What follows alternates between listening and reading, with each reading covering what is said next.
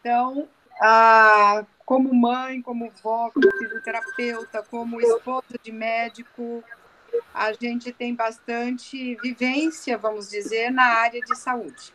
E naquilo que faz com que a gente chegue à terceira idade, que é onde eu estou agora, com uma saúde melhor ou com uma saúde bem pior. Porque as consequências da juventude, normalmente, elas vêm depois dos 50, 60 anos.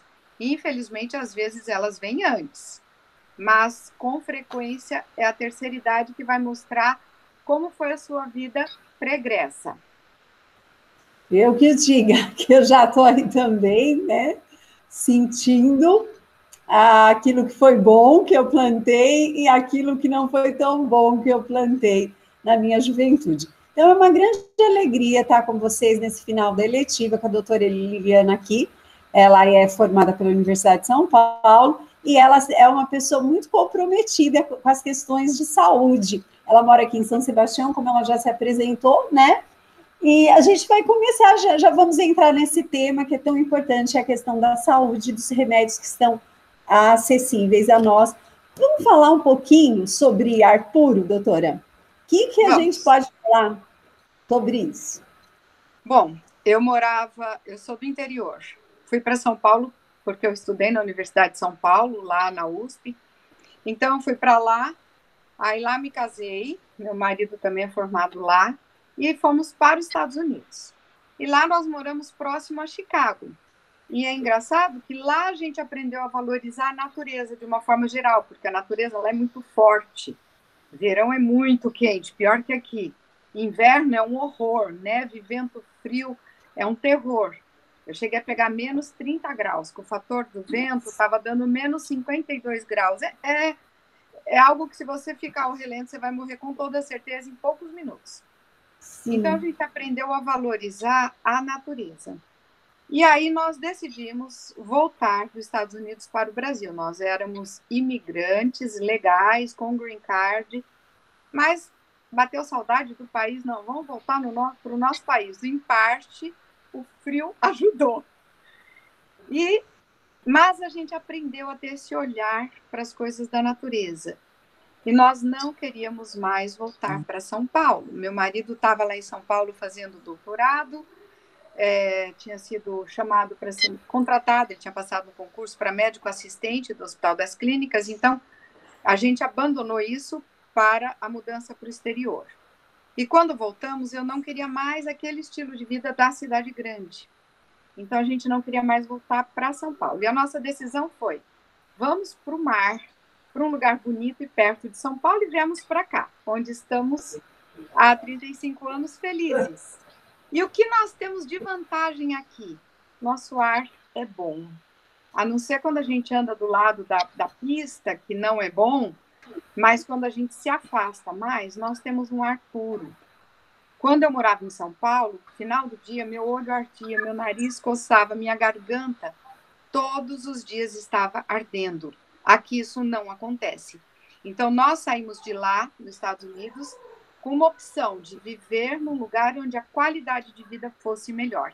E quem mora aqui, São Sebastião e Ilhabela, tem esse privilégio. Sim, Ilhabela principalmente, né? Nossos alunos estão aí, nós temos esse grande privilégio. Eu vi uma pesquisa dizendo que as pessoas que moram nessas grandes metrópoles, onde o ar é muito poluído, têm, em média, menos 2 anos de vida, porque o ar é aquilo que vai para todas as suas células. A gente pode ficar sem água por algum tempo, mas eu não sei, mesmo os que mergulham aí, que tem alguns alunos que mergulham, por quanto tempo vocês ficariam no máximo sem o ar?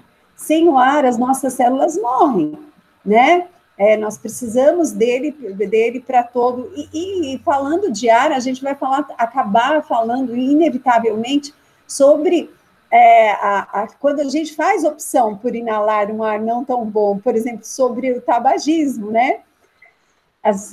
Você gostaria de pontuar Sim. essa questão, por favor? Eu já dei vários cursos para as pessoas que querem parar de fumar. Por quê? Parar de fumar não é fácil.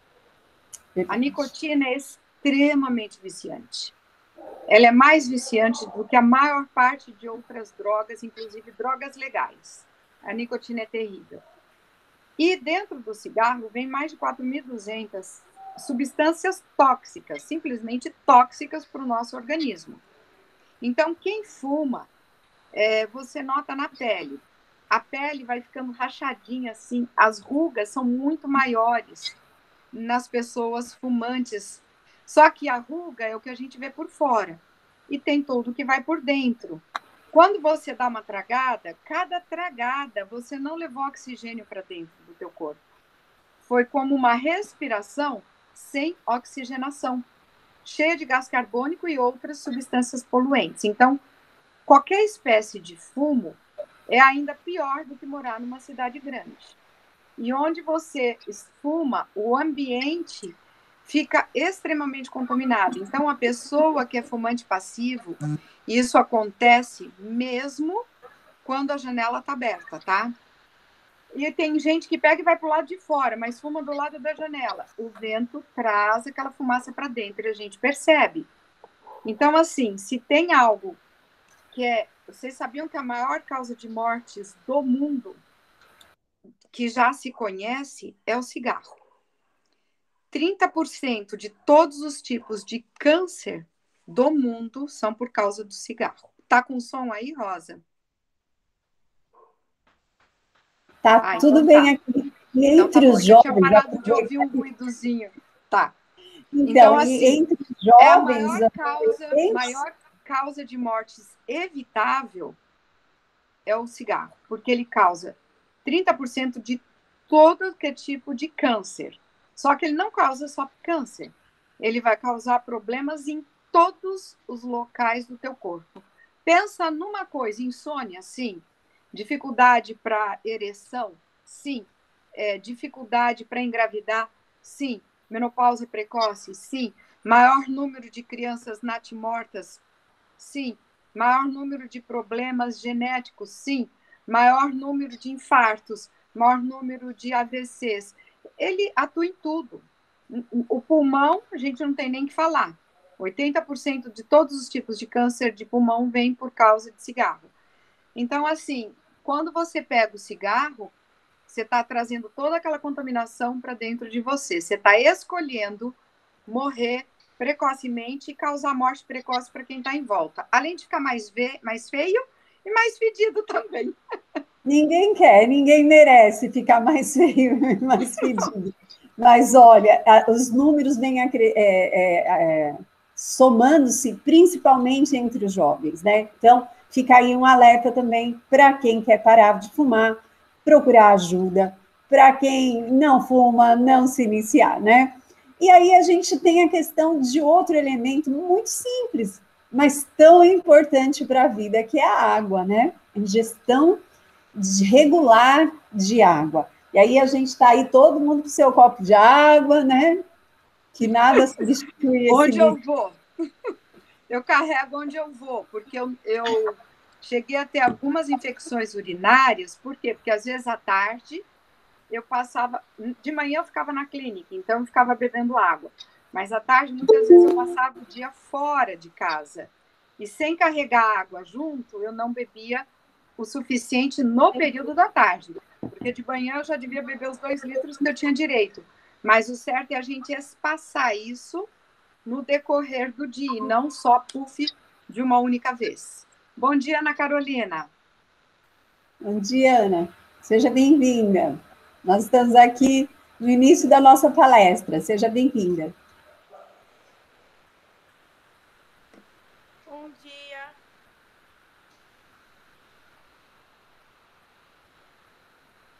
A gente está falando nesse momento sobre alguns remédios simples, mas bem acessíveis para a nossa saúde. A doutora Liliana está aqui de muito boa vontade, aqui nos ajudando e nos explicando coisas muito importantes. Vamos lá? A gente estava falando sobre água. Vamos dar sequência? A ingestão regular. Bom, a primeira coisa que a água faz é que nosso organismo é feito principalmente de água. Se você não hidrata o seu organismo, ele vai ter que chupar essa água de algum lugar. Aí você vai ter uma mudança no cabelo, você vai ter uma mudança na pele, você vai acabar tendo as infecções urinárias, pedra nos rins.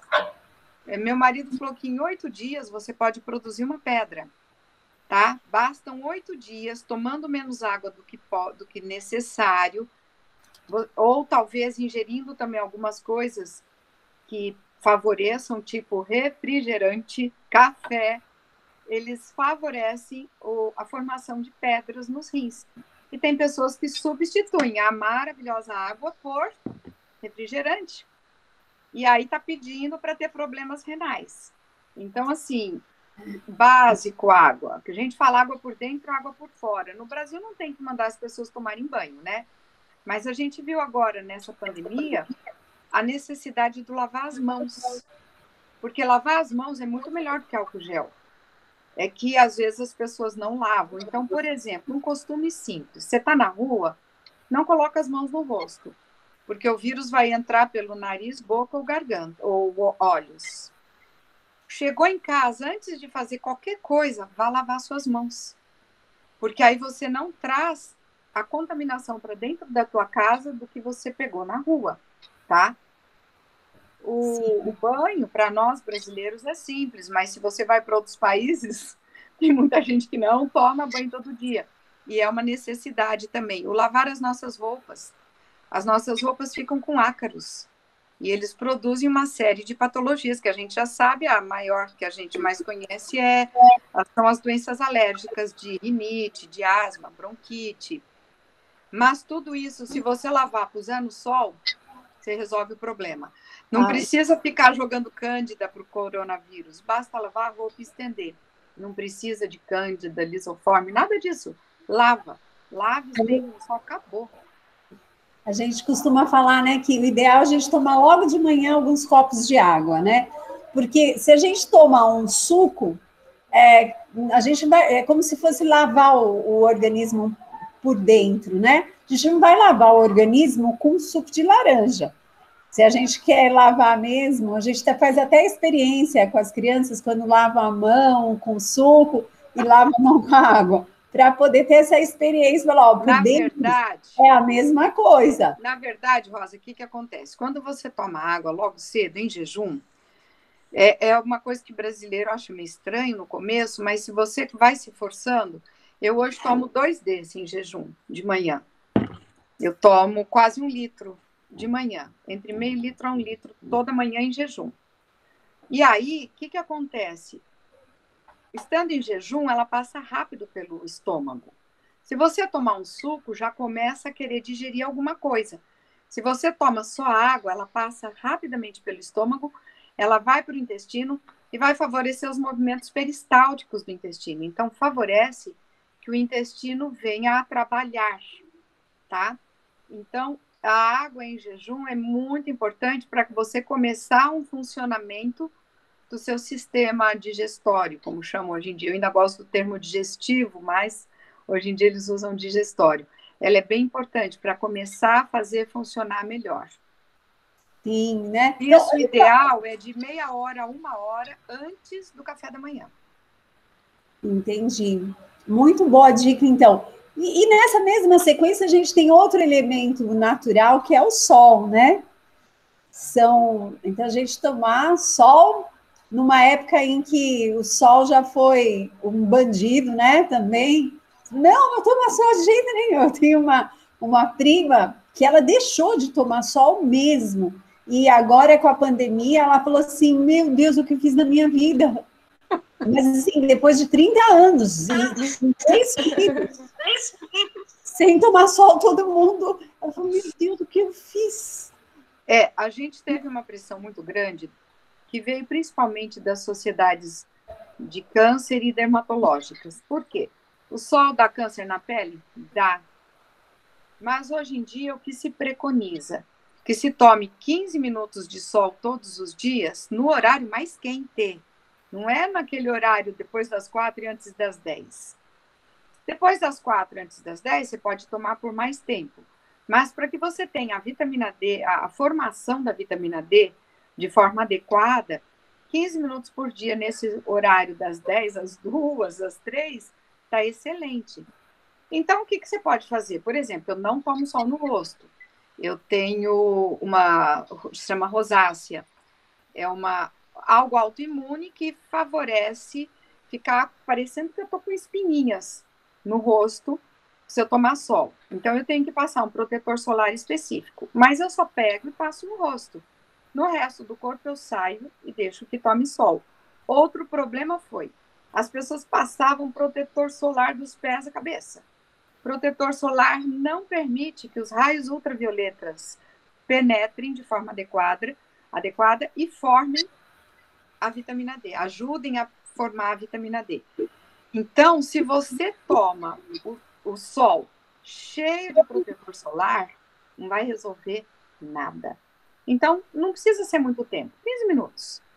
Se for no horário mais quente. Se for nos outros horários, aí toma um pouquinho mais, pelo menos meia hora por dia. Obrigada. Então, agora a gente vai para outro item rapidinho aqui que a gente... Deixa eu só falar uma coisa que o pessoal na pandemia notou.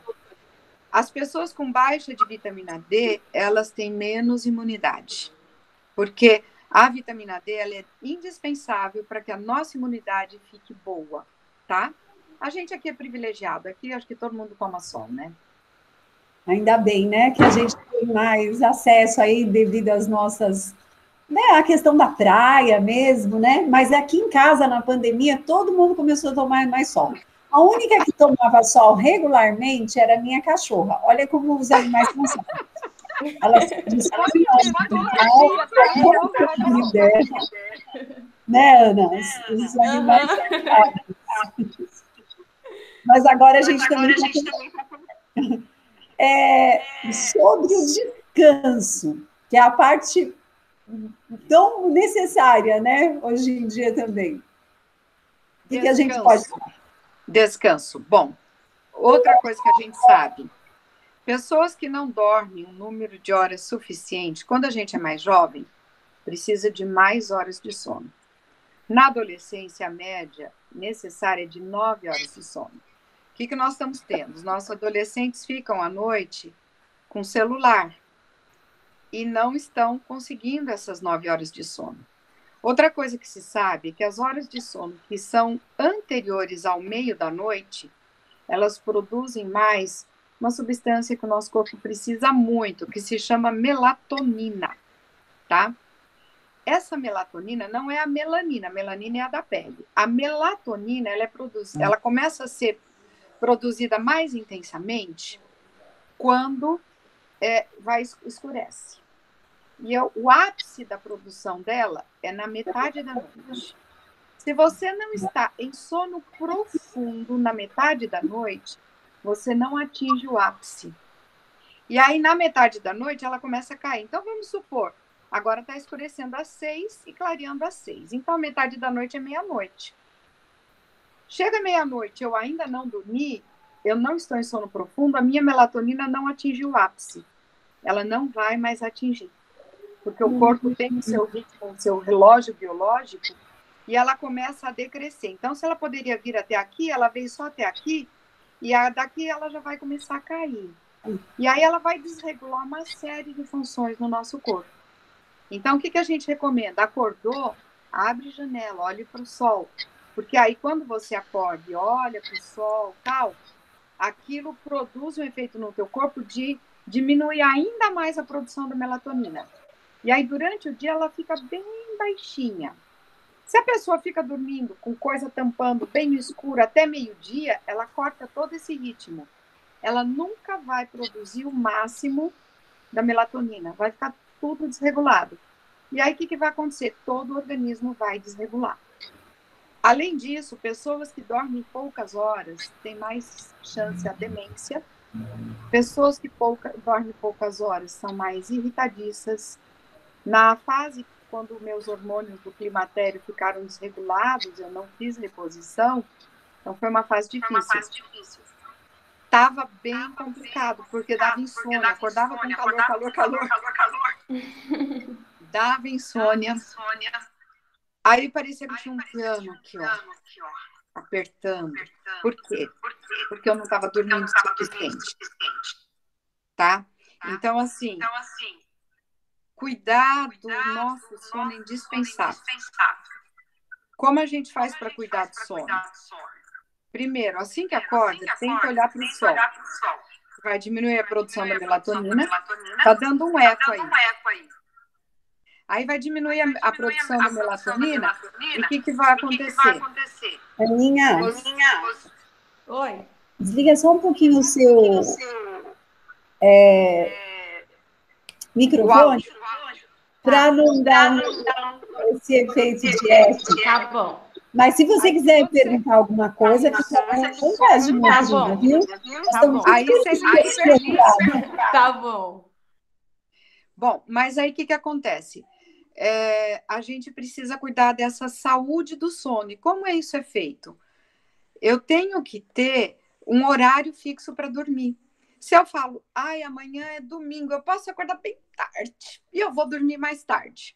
Você vai acordar no mesmo horário, você vai acordar cansada, com sono, você vai até ficar na cama, mas você não vai repousar direito, porque o corpo precisa de ritmo. O corpo deveria ter ritmo para horário de comer, para horário de dormir, para horário de ter lazer, que é outra coisa que no descanso a gente tem que colocar. Então, assim, uma pessoa que trabalhe muitas horas por dia, que não tenha períodos de lazer, que tira as horas da noite, às vezes para estudar, que não tem outra, muitas vezes para trabalhar, ou muitas vezes para ficar no celular, está encurtando a vida. Não tem outra opção. Ela está encurtando a vida. A melatonina ajuda que as células de regeneração do nosso corpo funcionem melhor. Estou pondo numa linguagem bem simples, mas é isso. Se você não tem a produção total da melatonina que o teu corpo deveria ter na metade da noite e diminuindo pouco a pouco até o amanhecer, você não tem a regeneração que o teu corpo precisa nessas horas de sono, porque as nossas células, elas trabalham de uma forma muito legal, e a melatonina vai ajudar nessa parte da regeneração celular.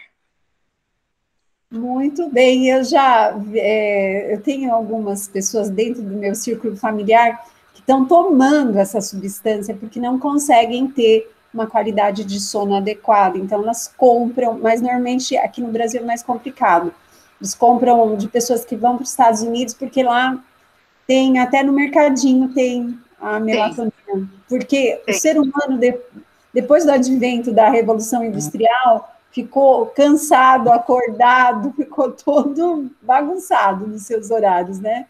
Vamos só pensar numa coisa.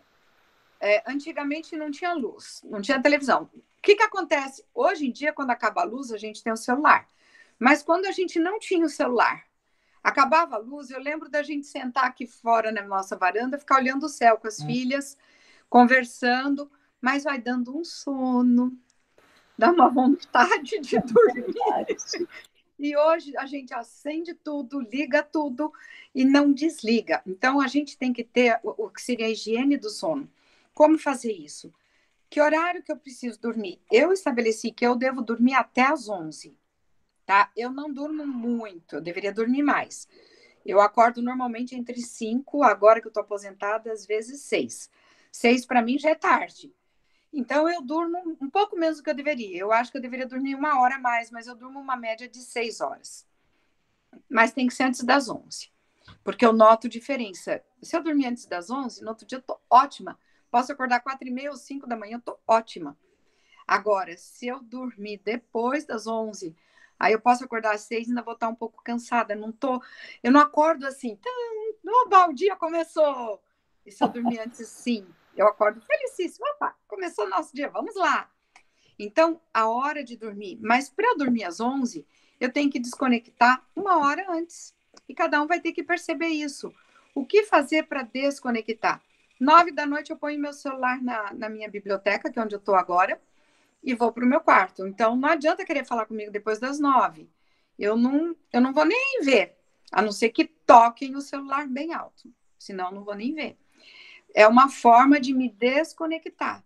E aí vou para o quarto, vou relaxando, vou lendo, vou assistindo alguma coisa de paisagem na televisão. A gente tem que aprender o que me faz desconectar. As pessoas perderam a produção da melatonina e aí com isso elas estão usando muito a melatonina comprada. Por quê? Porque elas desregularam, o corpo delas não está mais conseguindo produzir. E a cafeína aí vira uma aliada contrária, para acordar só depois que toma o café. Ou seja, é complicado, né? Mas agora a gente vai para um outro item aqui, doutora, que é a questão da prática de exercício físico, né?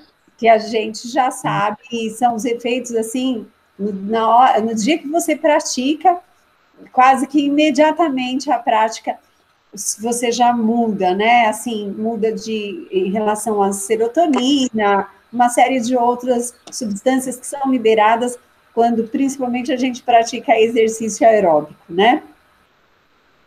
Bom, não existe saúde sem exercício. Gente, exercício não é esporte, tá? Quando eu estava na clínica, eu dizia assim para os meus pacientes: exercício é saúde, esporte é lesão. É contraindicado praticar esporte? Claro que não. Quem gosta, pratica esporte. Mas quando você precisa o tempo inteiro superar seus limites, aquilo se torna uma competição, a parte do cérebro não fica tão relaxada e você acaba forçando o teu organismo a mais do que ele realmente aguenta. Agora, quando você faz um exercício que você vai aumentando pouco a pouco, então a Rosa e eu somos parte de um grupo de ciclistas, os Seven Bikers. A Rosa tá boa, eu não consigo comparar com a Rosa. Espera só um minutinho, minha mãe tá ligando. Kalane, por favor, liga para a vovó, fala para ela que eu estou numa palestra, isso é algo importante. Bom, aí o que acontece? Eu, quando comecei, eu fazia alguns poucos quilômetros, eu já cansava. Hoje eu consigo pedalar 60 quilômetros de boa. Não consigo ainda muitos morros, a Rosa já consegue. Então, o que a gente nota? Vai melhorando.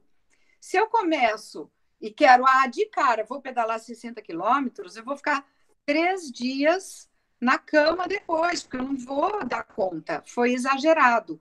O exercício é ir pouco a pouco aumentando, e não fazer uma coisa, uma vez por semana eu me acabo jogando futebol, depois eu fico 6 dias da semana fazendo absolutamente nada. O ideal seria 30 minutos de exercício todos os dias. Se você conseguisse fazer isso, pode ser 30 minutos de caminhada, 30 minutos de pedalada, 30 minutos de natação, 30 minutos pulando corda, ninguém aguenta, né? Subindo e descendo escada, qualquer coisa, tá? Então, e aí a gente tem a questão da alimentação, né? Que nós somos bombardeados, né? A gente, quando nós entramos no supermercado, são tantas opções, né? Que realmente a gente precisa ter um discernimento muito sério na hora de fazer essas escolhas. Não é verdade? Vamos falar então um pouquinho sobre uma alimentação? Primeira coisa, quando você entrar no supermercado, quanto mais embalagem e mais colorida e chamativa a embalagem, normalmente pior é em termos alimentares aquela coisa. Eu estou falando aquela coisa porque muitas vezes não dá para chamar nem de alimento, não é alimento. É algo que vai te fazer engordar, ponto. Mais nada. A gente já sabe que o açúcar faz mal para uma série de coisas, inclusive, infelizmente, ele é uma das coisas que dá câncer. Aliás, a gente não falou, mas o exercício diminui muito a incidência de câncer, tá? E a alimentação equilibrada. O que seria uma alimentação equilibrada? Quanto mais natural possível, menos embalagem tiver a alimentação, normalmente melhor ela é. Uma coisinha, uma regrinha simples. A cada refeição, o ideal é ter 3 refeições por dia. Café da manhã muito bom, almoço deveria ser um pouco mais leve e jantar super leve. Então, pensa assim, como um rei pela manhã, como um príncipe ao meio-dia, como um mendigo no final da tarde, começo da noite. Final da tarde, começo da noite. Nunca comer às 9, 10 da noite. Se você come tarde, o que vai acontecer de manhã? Você não vai ter apetite, você não vai comer. Você vai pular a refeição da manhã. Pular a refeição da manhã, vários nutrientes que são importantes, que a pessoa precisa ter naquele período que o corpo acorda e tem que trabalhar. Eu esqueci de falar uma coisa. A água, durante a noite e no começo da manhã, ajuda a diminuir a incidência de infartos e AVCs nesse período. que é o período que mais dá infarto e AVC, tá? Quando você hidrata bem o organismo, passa isso. Então, assim, coma coisas naturais. Então, 50% da nossa alimentação, a cada alimentação deveria ser de coisas cruas. Então, no café da manhã, metade de coisas cruas, a outra metade pode ser pão, pode ser leite, entendeu? O que é coisa crua de manhã? Aveia, frutas, pode bater uma vitamina. Eu como todo dia 2 bananas amassadas com um monte de aveia e um pouco de mel, todo dia, além de um leite e um pão integral. Quanto mais integral for a alimentação, melhor ela vai ser. Na verdade, Rosa, cada um desses tópicos dá para você falar 1 hora, 1h30, né? Porque tem muitas nuances que agora a gente não está podendo. Mas eu, por exemplo, eu sou vegetariana. Eu sou vegetariana há uns 9 anos. Por que eu quis ficar vegetariana? Só para não matar animais. Aí as pessoas falam, mas você não ficou mais fraca? Não, eu estou com quase 62 anos e eu me sinto tão forte ou mais do que há 9 anos atrás, quando eu comecei a ficar vegetariana. Aí tem gente que fala, mas é cara a alimentação vegetariana. Não, na verdade eu sou ovo-lacto vegetariano. Então eu substituo por ovos minha proteína. Olha o preço da carne. Você compra castanhas, por exemplo, duas nozes num almoço são tanto de proteína que a pessoa tem que ter. O feijão tem proteína, várias outras substâncias têm proteínas. Então, assim, nós podemos ter, sim, uma alimentação de qualidade e bem mais barata. E a proteína vegetal, ela é mais fácil de ser digerida, né? E até atletas de ponta, eu vi uma entrevista que eles, mesmo sendo vegetarianos, eles têm uma resistência e quando eles têm problemas, a regeneração é mais rápida. É interessante o que eles dizem é o seguinte, por exemplo, se você for fazer uma corrida de 50 metros, o carnívoro tem um pouco de explosão maior. Mas se você vai fazer uma coisa, tipo uma maratona, vegetariano ganha. Então, teste simples, ficar com a mão assim. Você põe vegetarianos e carnívoros. Lógico que com a mesma força, com o mesmo peso. Os vegetarianos superam, eles têm muito mais resistência. Além disso, quando você tem as nozes de todas as castanhas, amendoim, o amendoim ele é um pouco menos completo do que, por exemplo, nozes, do que de outras coisas, tá? Mas você pode comer 5 amêndoas por dia no almoço. Tem dia que eu como salada, feijão, arroz e 5 amêndoas. Tem dia que eu como um ovo cozido. Aí meu neto quer comer 4 ovos. Não precisa. Um ovo tá ótimo. Eu como também 3, 4 ovos. Eu amo ovos. Aqui em casa... o pessoal exagera. Acho que é exagero. Tem que lembrar do seguinte, uma das coisas da alimentação é ter equilíbrio. Então, assim, ter equilíbrio no quê? Em usar o que faz bem moderadamente e se abster do que faz mal. Eu ainda não consegui me abster do açúcar e nem de uma fritura, às vezes. Mas são coisas que a gente sabe que não deveriam entrar na nossa boca, nem açúcar, nem coisa frita. Duro, né? Mas não deveriam. Então vamos para essa questão da temperança mesmo, né? Que é tão quanto em todos os momentos, porque está tudo interligado, né? Quando a gente come, eu, por exemplo, quando eu como muito à noite, não consigo ter uma noite de descanso. Meu organismo vai estar trabalhando. Agora, quando eu como pouco, vou dormir, não é com fome, porque fome são 3 dias, né? Para passar fome mesmo. É vontade de comer, diferente de fome. Mas eu durmo muito melhor, né? Então, assim, a questão da temperança. O que seria esse remédio chamado temperança, doutora? Equilíbrio em tudo que se faz. E essa coisa é difícil. A gente tem uma tendência a ir para lá, aí não dá muito certo, vai para lá, aí não dá muito certo. Meu pai fala que o pêndulo vai fazendo isso até chegar no equilíbrio. Só que isso significa equilíbrio no meu temperamento, equilíbrio na minha alimentação, equilíbrio na água. Teve um cara, por exemplo, que ele tomou 14 litros de água e morreu de intoxicação hídrica. Mas ele fez isso porque ele tinha tomado êxtase. Êxtase dá uma sede maluca.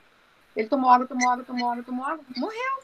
Então, mesma coisa boa como água, se for numa coisa exagerada, não vai fazer bem. Então, no inverno, eu tomar para o meu peso 2 litros de água, tá bom. No verão, talvez tenha que aumentar, eu aumento. Por quê? Porque a gente transpira mais. Então, a gente tem que ter equilíbrio em tudo. Não exagerar como numa refeição que nem comi um boi. Agora eu vou fazer 3 dias de água e maçã porque eu comi demais naquela refeição. É desequilíbrio. O organismo não vai funcionar bem assim. Nosso organismo, nossa mente, tudo vai funcionar bem quando a gente consegue o equilíbrio. E o equilíbrio, eu acho que está unido à sabedoria. Sem sabedoria, a gente não acha o equilíbrio. Muito bem, essa auto cuidado, né, que hoje a gente também está falando muito sobre as questões de competências socioemocionais, então a gente se entender por exemplo, ir para a comida com aquela vontade de sentir prazer, né, e por problemas emocionais, né, porque a gente está muito nervoso, porque a gente está muito feliz, eu vou comer muito bolo, muito chocolate, hoje eu estou feliz, hoje eu vou liberar. Então, esse Ou vou beber, né? Muitas pessoas vou falam, beber. eu vou beber porque hoje eu quero relaxar. A gente não precisa beber álcool para relaxar. Então, por exemplo, o álcool a gente sabidamente, todo mundo sabe que faz mal. As poucas pesquisas que tentaram dizer que o vinho fazia bem foram financiadas por produtores de vinho. Outras que diziam que uma dosezinha de uísque fazia bem foram financiadas por produtores de uísque. Então, a Organização Mundial, eu participei de um congresso há uns 15 anos sobre medicina, sobre saúde, em todos os aspectos, e veio um médico dos Estados Unidos, que ele é da Organização Mundial de Saúde. Ele falou que quando ele viu essas pesquisas da Organização Mundial de Saúde, dizendo que beber um pouco todos os dias fazia bem, eles da Organização Mundial de Saúde se preocuparam muito, porque eles falaram, um dos maiores problemas de saúde do mundo é o cigarro e o outro é a bebida. Na verdade, o que mais causa os acidentes de trânsito são bebidas ou drogas, outras drogas que as pessoas usam.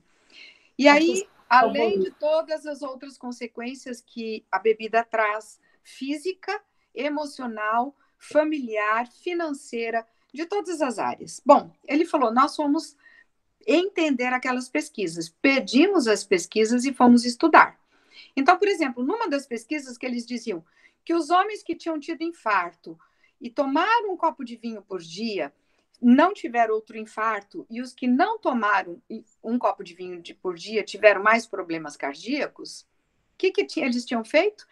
Eles puseram os que tomaram um copo de vinho entre os que praticavam exercício. Só que praticar exercício é uma das coisas que previne o infarto. Então, eles manipularam a pesquisa. Então, gente, a gente tem que tomar muito cuidado. Quando vem alguma coisa meio diferente, que a gente fala, mas peraí, até agora não era assim, por que agora? As pesquisas, muitas vezes, são manipuladas, tá? Eu estava lendo essa semana na revista Vida e Saúde de pesquisas feitas pela indústria do açúcar na década de 1960, 1950, que eles queriam provar que o açúcar fazia bem para o organismo. E eles viram que fazia mal. O que eles fizeram? Pararam de financiar a pesquisa e a pesquisa não saiu. E aí, quando saíram, eles deram umas torcidas no resultado daquelas que saíram. Então, pesquisa não dá para confiar 100% nunca. Porque, assim, às vezes, o que a gente percebe, doutor, é assim, eu vou beber moderadamente, vou beber uma cachaça moderadamente, então, vou fumar moderadamente, vou usar uma substância que não é legal para o meu corpo moderadamente. Seria a mesma coisa. A falsa sensação, um sofisma de que vai ser legal, eu estou sendo saudável, estou tendo temperança, mas afinal, que é a mesma coisa que você falar, vou pegar esse veneno de matar rato e vou pegar só um pouquinho. Como eu sou bem maior que um rato, um pouquinho por dia não vai me fazer bem. Você faria isso? Claro Só que que a não. gente faz com coisas, bebida, a gente faz com álcool, a gente faz com açúcar, que são coisas que a gente não deveria fazer uso, mas que não são muito fáceis, principalmente quando tem toda uma indústria por trás. Como essa bolacha recheada, olha a embalagem dela, linda, pacote brilhante, colorido. Eles As sabem o crianças que são as atrai a maiores nossa mente. vítimas. Um As dia eu estava. crianças são, porque elas não têm discernimento, então os doces são super bonitos, E hiper aí, coloridos. o açúcar vicia. Então, você come açúcar, você, naquele Hoje horário que você você quer costuma também. comer, você pede açúcar, você quer açúcar, Que é tá? dificílimo, né, E, de e olha tirar. como a propaganda funciona. Um dia eu estava no mercado e o cara assim, compre T-bone.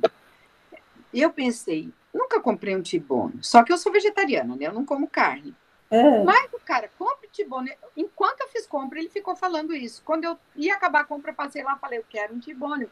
Você falou tanto que agora eu quero ver como que é isso.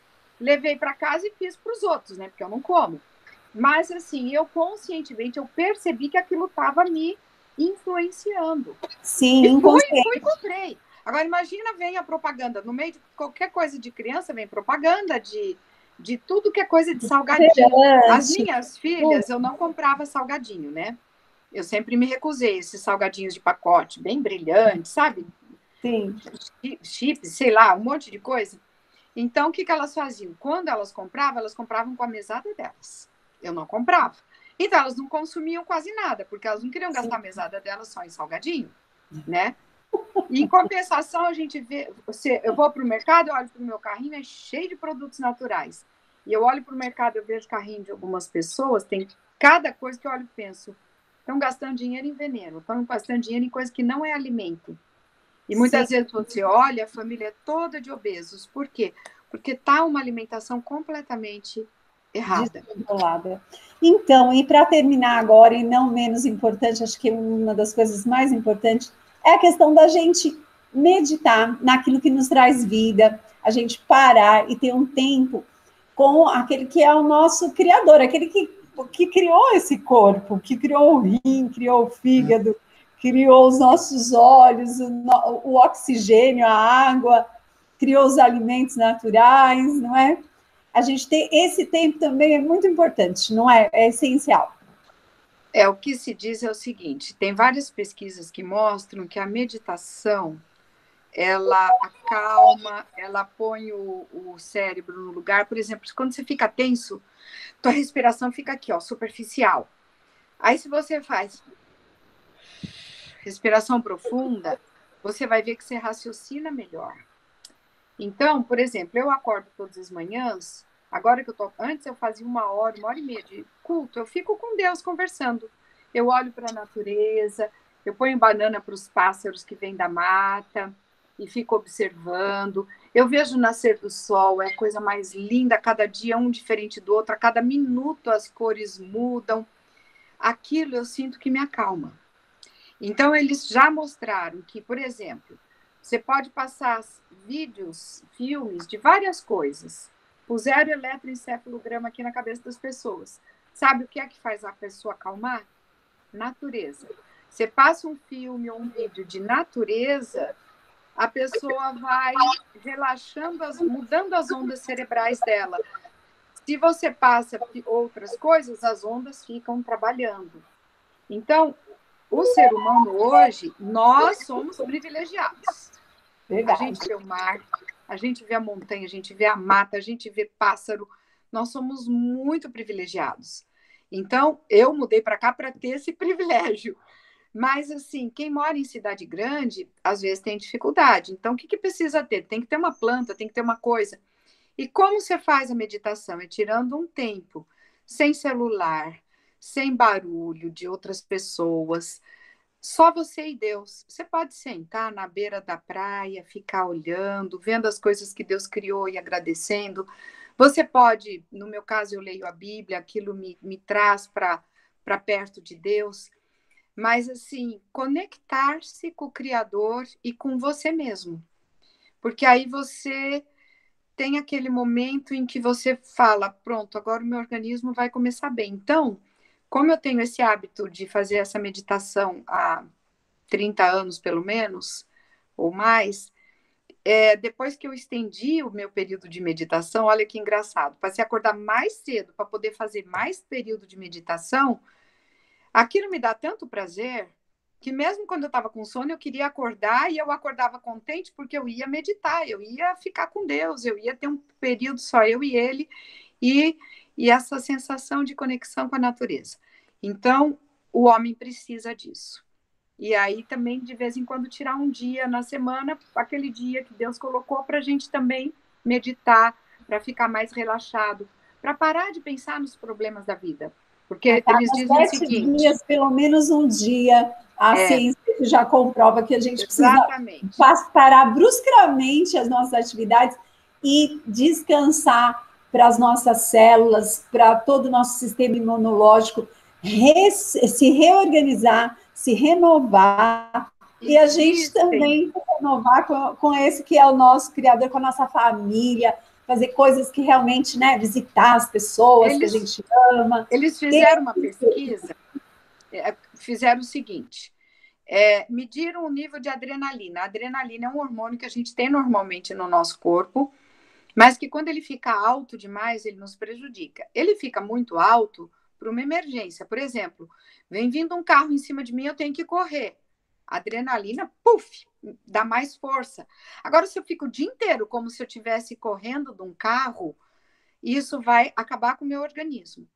Então, eles mediram os níveis de adrenalina. No primeiro dia de trabalho das pessoas, estava baixo. Mediram durante 6 dias, foi subindo. Foi subindo.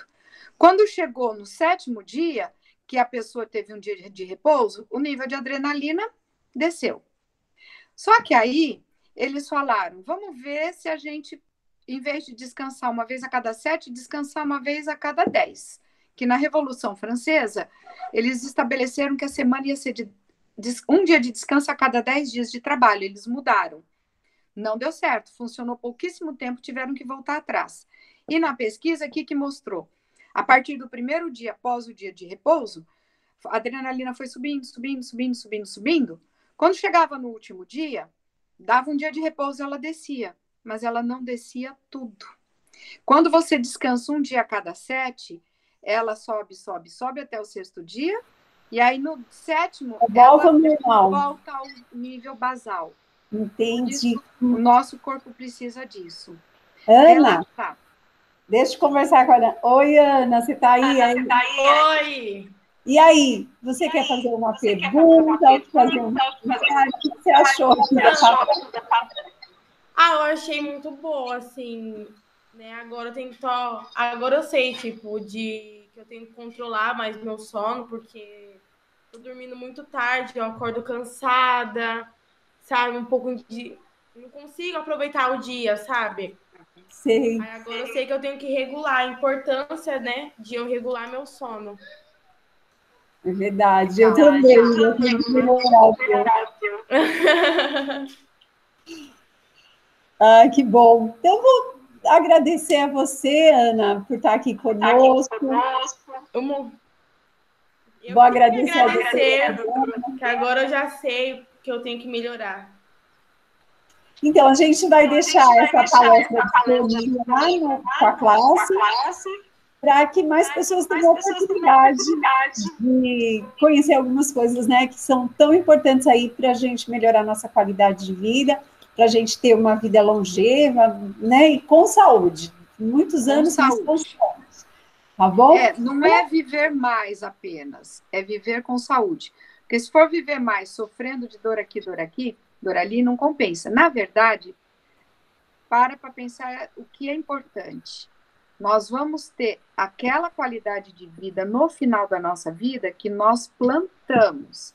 Se eu planto café, eu não vou colher cana-de-açúcar, eu vou colher café. Se eu faço besteira hoje, a minha terceira idade vai ser dolorida, sofrida e encurtada, tá? Lógico que existem fatores genéticos, que algumas coisas podem acontecer, mas mesmo que eu tenha esses fatores genéticos predisponentes para, por exemplo, ter colesterol alto, eu vou ter um controle maior sobre isso do que se eu tivesse uma vida desregrada. Obrigada, doutora. A gente vai, infelizmente, ter que parar por aqui, né? Nossa, mas de uma próxima oportunidade, com certeza, nós poderemos estar juntos presencialmente, tá certo? Ok. Então, muito obrigada mesmo. E a gente fica aqui, fica com Deus e até a próxima, viu? Tchau, gente. Tchau, Ana. Tchau. Tchau, tchau. Tchau. Pronto? Pronto?